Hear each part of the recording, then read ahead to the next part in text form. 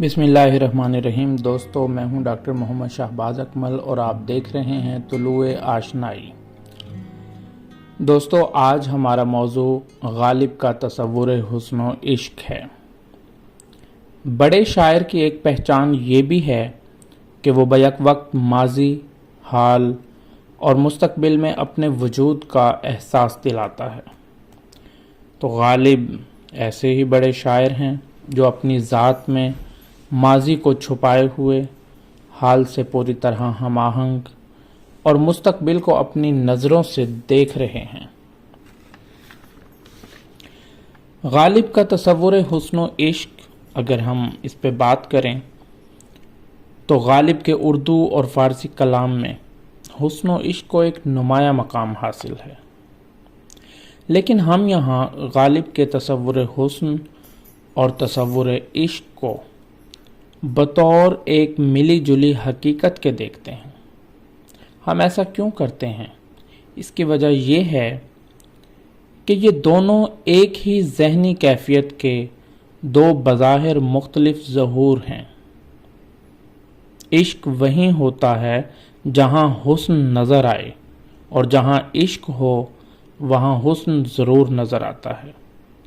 شوخیِ حسن و عشق ہے آئینہ دار ہم دگر، شوخیِ حسن و عشق ہے آئینہ دار ہم دگر، خار کو بے نیام جان ہم کو براہ نہ پاس سمجھ۔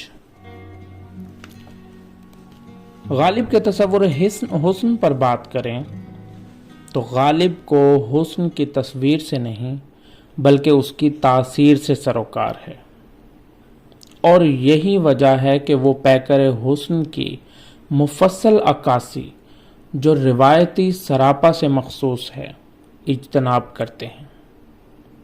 غالب حسن کی توصیف تو کیا، اس کا ذکر تک نہیں کرتے، لیکن کسی ایسی لطیف چیز سے اس کی نسبت تلاش کرتے ہیں کہ ہمارا تصور خود پیکر حسن کی لطافت تک پہنچتا ہے۔ اور اگر نسوانی حسن کی بات کی جائے تو کلام غالب میں بلکہ غالب کے تخیل میں نسوانی حسن کے 3 عناصر ہیں جنہیں غالب کے تخیل میں نمایاں اور مستقل مقام حاصل ہے، جن میں سے پہلا نمبر قامت یار کا، دوسرا نمبر رخ و زلف کی خوبی کا، اور تیسرا نمبر جوش صفائے تن کا ہے۔ جب قامت یار کی بات آتی ہے تو غالب گویا ہوتے ہیں۔ اگر وہ سرو قد گرم خرام ناز آ جائے، اگر وہ سرو قد گرم خرام ناز آ جاوے، کف ہر خاک گلشن شکل قمری نالا فرسا ہے۔ یا مزید اگلے شعر میں ہم اس کو یوں بھی سمجھ سکتے ہیں کہ بیاد قامت اگر ہو بلند آتش غم، ہر ایک داغ جگر آفتاب محشر ہو۔ تو قامت کی تعریف غالب نے مختلف انداز سے کی ہے، اور دوسرے نمبر پہ چہرے کی خوبی کا ذکر بھی ضرور ہے، لیکن بارہا اس ذکر کے ساتھ خوبی قامت کا بیان بھی ہے، خوبی گیسو کا بیان بھی ہے، قد و رخ کا بیان بھی ہے۔ قد و رخ کی لطافت کا یہ امتزاج عنفوان شباب کے بعد کی منزلوں میں بھی قائم ہے۔ غالب کہتے ہیں کہ ہے سائقہ و شعلہ و سیماب کا عالم، آنا ہی سمجھ میں نہیں آتا نہیں گو آئے۔ جوش صفائے تن کے بعد جوش صفائے زلف کی طرف رجوع کرتے ہیں، یا قد و گیسو کا یہ ساتھ جوانی کے دنوں میں شروع ہوا اور عمر بھر قائم رہا۔ کون جیتا ہے تیری زلف کے سر ہونے تک، اور زلف خیال نازک و اظہار بے قرار، یارب بیان شانہ کش گفتگو نہ ہو۔ زلف کا ذکر بھی انہوں نے بار بار کیا ہے۔ غالب کے لیے جو 3 عناصر حسن بنیادی حیثیت رکھتے ہیں۔ ان میں سے تیسرے اور سب سے بڑے جزو کا ذکر یوں ہے: نگہے چشم سرما سا کیا ہے۔ اور غالب کا عشق ارتقائی درجات رکھتا ہے کہ جو بچگانہ اور پھر لڑکپن کی عمر سے ہوتا ہوا میچورٹی تک آتا ہے، بلوغت تک آتا ہے۔ غالب کے تصور حسن کے نمایاں اجزاء۔ اب اگر اسی حسن کو بطور کل دیکھیے تو دو نکات بالکل واضح ہو جاتے ہیں۔ اول یہ کہ غالب کا محبوب ایک جاندار انسانی شخصیت ہے، محض ایک حسین نقش نہیں۔ غالب حسن کی مدح و توصیف میں کوئی رسمی تشبیہ استعمال کرتے ہیں تو فوراً اس تشبیہ پر کسی انسانی خاصہ کا اضافہ کر کے اس نقش کو زندہ کر دیتے ہیں۔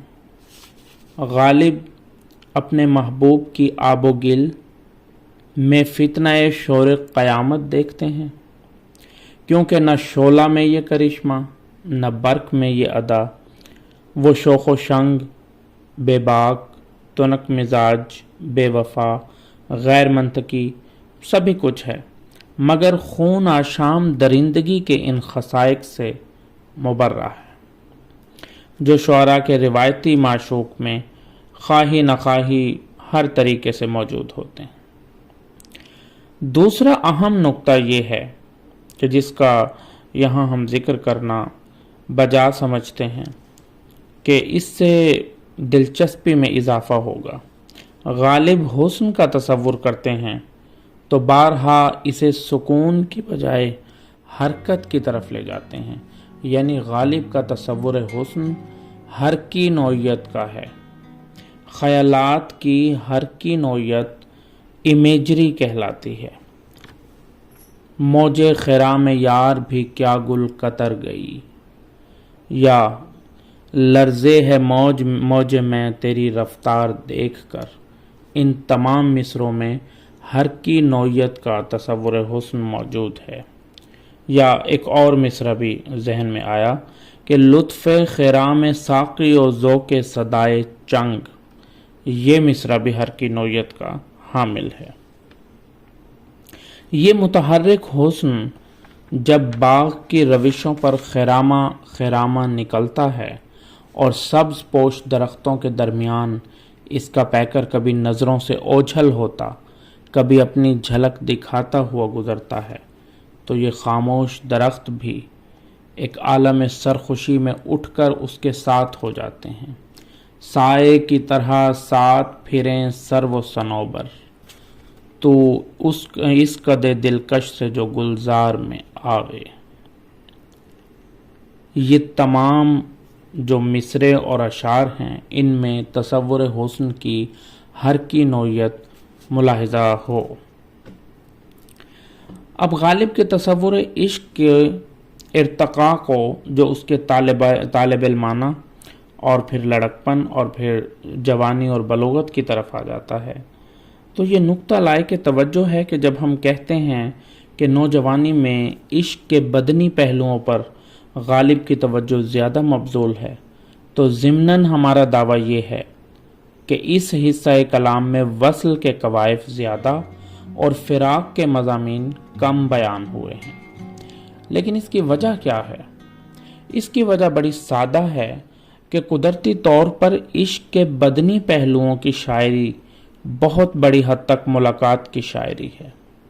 نوجوانی کے بعد کے اشعار کا ایک بڑا حصہ گویا اس حقیقت کا اعتراف ہے کہ عشق میں جدائی بھی ایک جداگانہ لطف رکھتی ہے، اور یہ حقیقت اس حصہ کلام میں بتدریج زیادہ جلی اور خط کشیدہ ہوتی ہے۔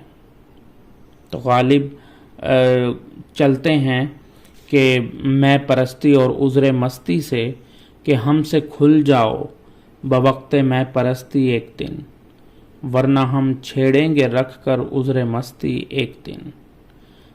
پھر آتے ہیں کہ اس لب سے مل ہی جائے گا بوسہ کبھی تو ہاں، اس لب سے مل ہی جائے گا بوسہ کبھی تو ہاں، شوق فضول و جرت رندانہ چاہیے، اور یہاں سے وہ سفر کرتے ہوئے لے تو لوں سوتے میں اس کے پاؤں کا بوسہ، مگر ایسی باتوں سے وہ کافر بدگماں ہو جائے گا۔ اور اب وہ اس نہج پر پہنچتا ہے جہاں وہ کہہ اٹھتا ہے کہ تھی وہ ایک شخص کے تصور سے، اب وہ رعنائی خیال کہاں۔ دیکھنا تقریر کی لذت کے جو اس نے کہا، میں نے یہ جانا کہ گویا یہ بھی میرے دل میں ہے۔ تو کلام غالب میں ایسے 20 اشعار ملتے ہیں جن میں غالب کا عشق عاشقانہ نہیں بلکہ طالب علمانہ ہے۔ انہیں عشق کی نفسیاتی کیفیتوں سے عشق ہے، چنانچہ ان کے عشقیہ کلام کا ایک قابل فکر حصہ انہی کیفیتوں کے مشاہدے پر مبنی ہے۔ اور ہم اپنے اس موضوع کا اختتام ایک بے حد حسین شعر سے کریں گے کہ جس میں تصور حسن و عشق دونوں مل کر ایک شرم اور ادائے ناز کا روپ دھار لیتے ہیں۔ شرم ایک ادائے ناز ہے اپنے ہی سے سہی، ہیں کتنے بے حجاب کہ ہیں یوں حجاب میں۔ شکریہ۔